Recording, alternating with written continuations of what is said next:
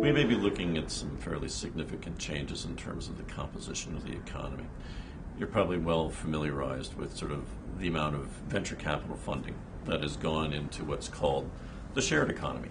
If we were to look at companies such as an Uber or companies such as an Airbnb, Uber's involved with autos, Airbnb is involved with housing. Historically, both the economic multipliers associated with both autos and housing have been amongst the highest relative to different industries.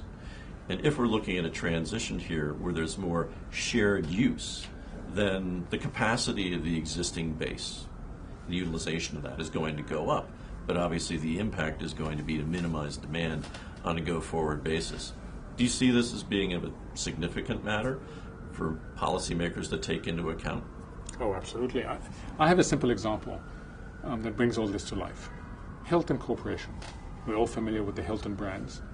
It took them 100 years to provide 700,000 rooms to their clients around the world. 100 years, 700,000 rooms. Airbnb, 6 years, 1 million rooms. Airbnb never built a hotel, never managed a hotel.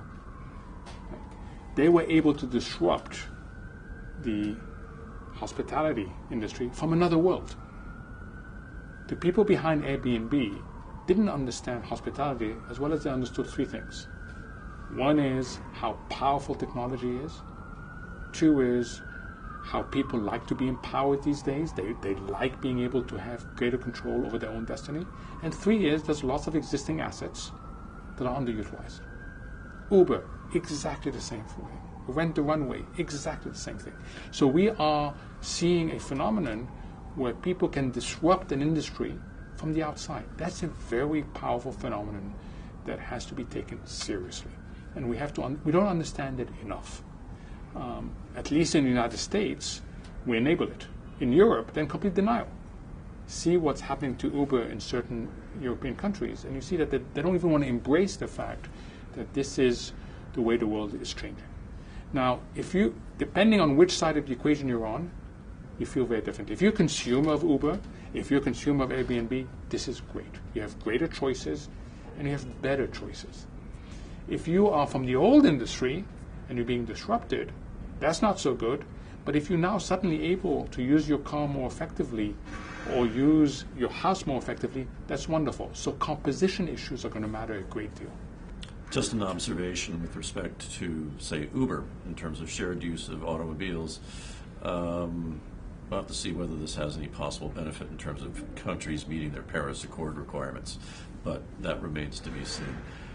As we look at technology's disruption across a wider range of sectors, do you think from a policy standpoint, a proposal such as a universal minimum income would be something that may make sense in order to help sustain demand during these periods of what might be termed not just cyclical, but secular transition?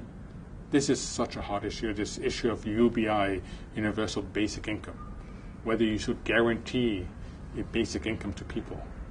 And there's a range of reasons. And it's interesting because you're seeing both people from the left and the right line up behind UBI. On the left, they think that it's right to protect workers that are being disrupted. On the right, they think that's a much better way to do welfare. Right? So let me give you two realities about UBI.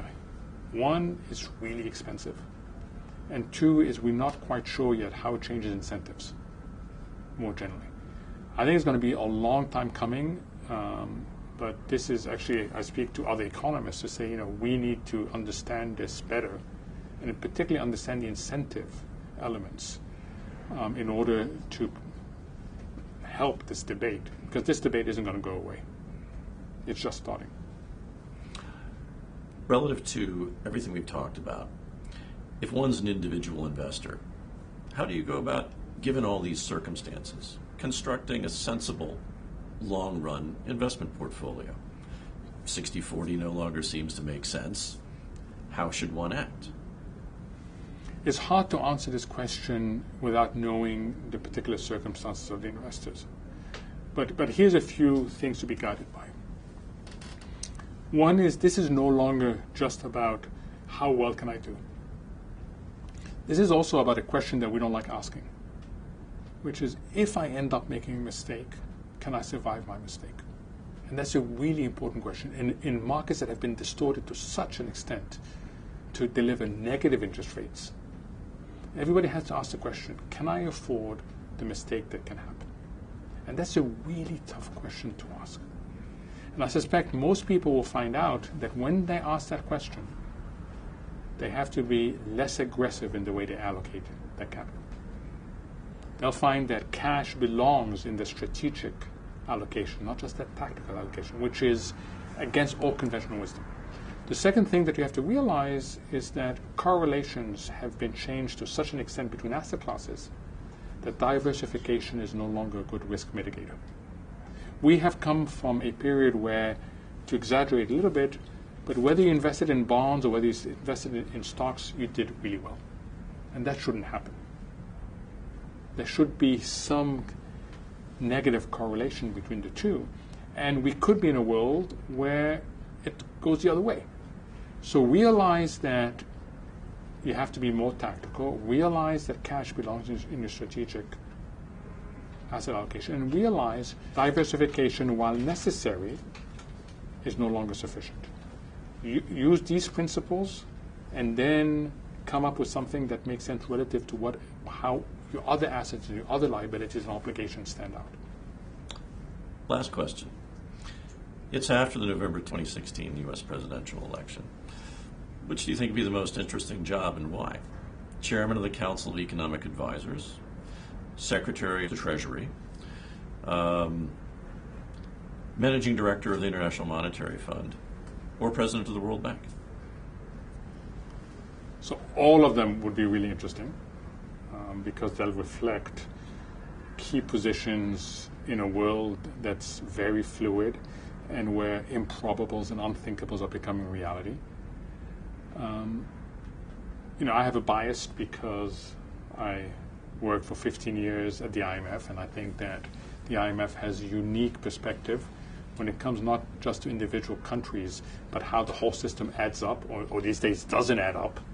So I would be inclined to say either the IMF or the World Bank, but all four are fascinating jobs. And why not Chairman of the Fed? I think because the Fed is going to find itself, if it's not careful, very close to where Japan is today. When the Bank of Japan meets, and I'm going to exaggerate, but just a little to make the point, it has a choice between two options, either to be ineffective or to be counterproductive. It can no longer be effective. That's not a great choice to have. Do you want to be ineffective or do you want to be counterproductive? And that is where the Bank of Japan has ended up. And if we're not careful, that is where the ECB is going to end up, and that's where the Fed is going to end up. So the Fed's own destiny is no longer in its hands. It's in the hands of the other policymaking entities, which means the politicians, as to whether they come in and carry the burden they should be carrying in terms of economic governance. So a central bank chair of the Fed may be interesting, but you'll find that you have fewer and fewer degrees of freedom because of what has occurred so far and because of the failure of the politicians to respond. Mohamed El-Erian, thank you for joining us with this conversation with Investopedia. My pleasure.